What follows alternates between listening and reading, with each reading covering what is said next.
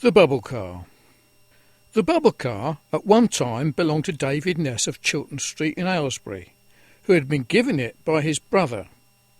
There's only one thing wrong with it. We had to bump start it as the starter motor did not work.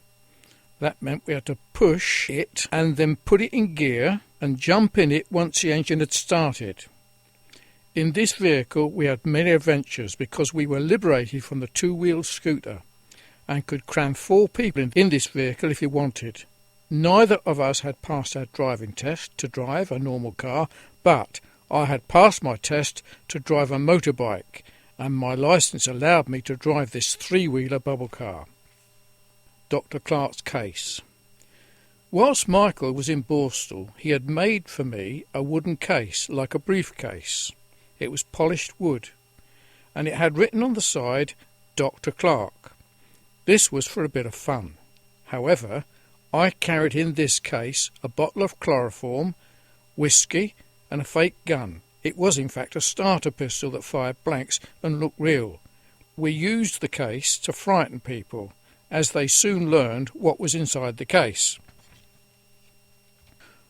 On one occasion we went to the Crombie shop in Aylesbury, just off the Kingsway Square, intending to frighten the manager in the shop. What had happened was this. I had had a blue mohair navy suit made to measure by him.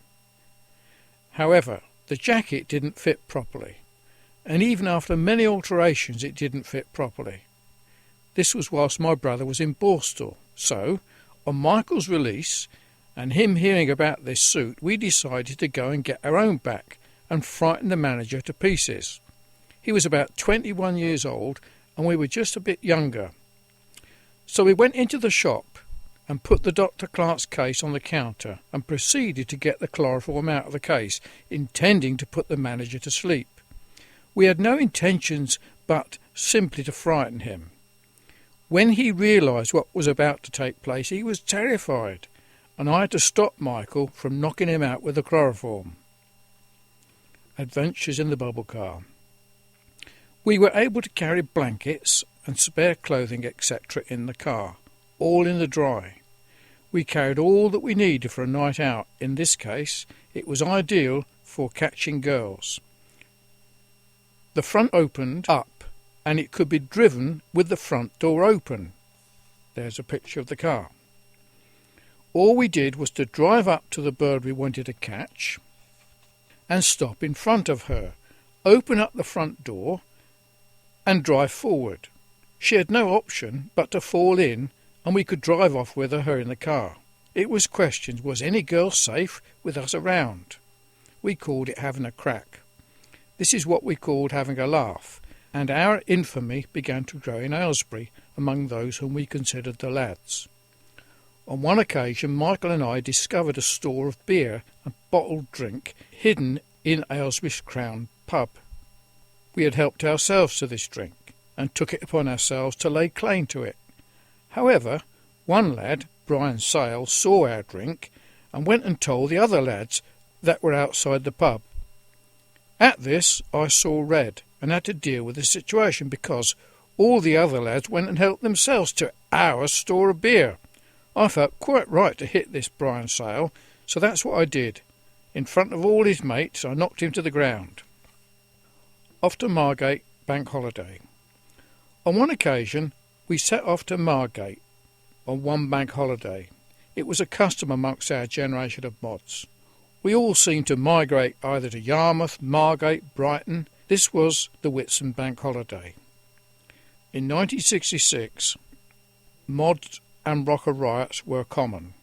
On this trip to the coast, my brother, true to form, had borrowed a 2.2 Webley air pistol from Pat Jones and was determined to have a good time, and he took pot shots at people, which was his way of having fun. This was not what I would have normally done, because I could recall an incident that took place on my way home from Lee Farm Junior School many years ago in Garston, when I was 12 years old. Some teenagers were having real gunfights in the wood with air pistols, and I felt how dangerous and wrong that was. I also remember the incident of Michael and the air gun that I write about in the earlier chapter under the heading Cecil and the Air Pistol, how wrong that was. However, Here was my brother, older than I, acting fearlessly. I just went along with it, suppressing my natural cautiousness. As we passed through the various towns in London, the air pistol was used to cause alarm. As our writer shriveled at the thought of what was done, we found it amusing to shoot at ladies' bottoms, as their reactions of shock was funny. As we passed through Lewisham, several people must have reported the mystery airgun shooter, and at least one lady was wounded. Traffic police on our route to Margate stopped us. These men briefly searched our car and found nothing suspicious and let us go. My brother had hidden the air pistol just in time, and we did not allow this close shave to stop our adventure. Persons, or girls, bathing at night were targets for our folly, and we found it amusing to see and hear a scream from a female.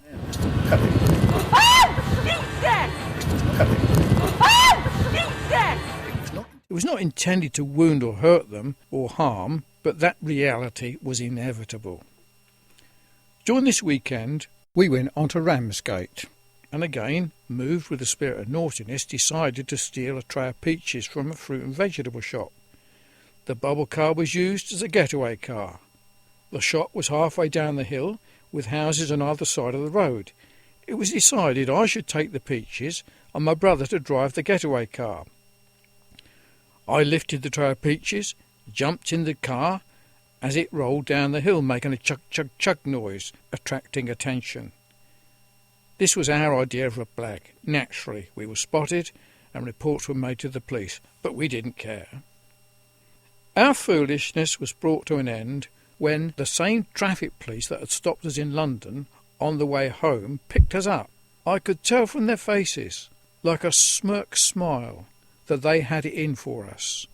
This left us with a feeling that was commonly reported in our day: all coppers are bastards. A quick search of the vehicle revealed a stolen handbag. If only I had got rid of it, I thought. Then the airgun pellets, and finally the airgun itself. That was it. We were arrested, the policeman having a smile on his face and almost laughing at us. We were charged with malicious wounding and 2 cases of stealing. A woman in Lewisham had been travelling in a sidecar and had been hit in the neck by the air pistol by my brother. I was granted bail, but brother was detained in custody. We had decided that I would say I had done the shooting and my brother was asleep. That was to get my brother off a prison sentence, and he'd already done 2 spells in detention centres and 2 years in Borstal. I had only had probation order, and I was an apprentice. I thought I would have got off with a fine, but I was wrong.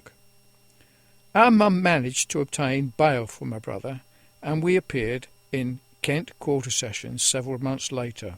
On recollection, I can remember a prison officer at Rochester Borstal, where I had visited my brother a year previously, had said to me that I would be sent to Borstal next if I didn't watch out. I said, "You must be joking." I was sent to Borstal, just as he had said I would be, for confessing this crime.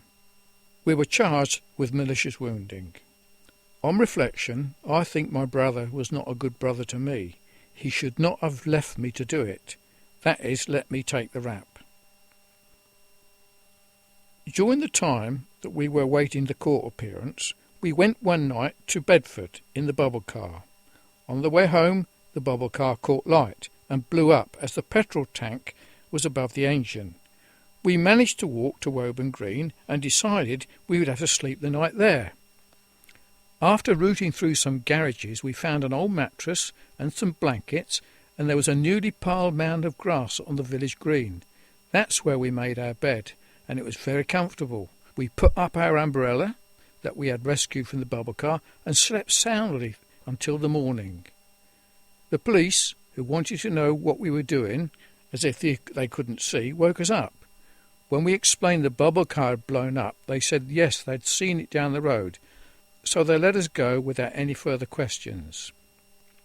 I arrived at work the next morning, but was soon to be dismissed because I was due to appear in court and they were not prepared to trust me any more. This was the last of the bubble car, and once we got it towed home, My parents were able to sell it when we were in prison.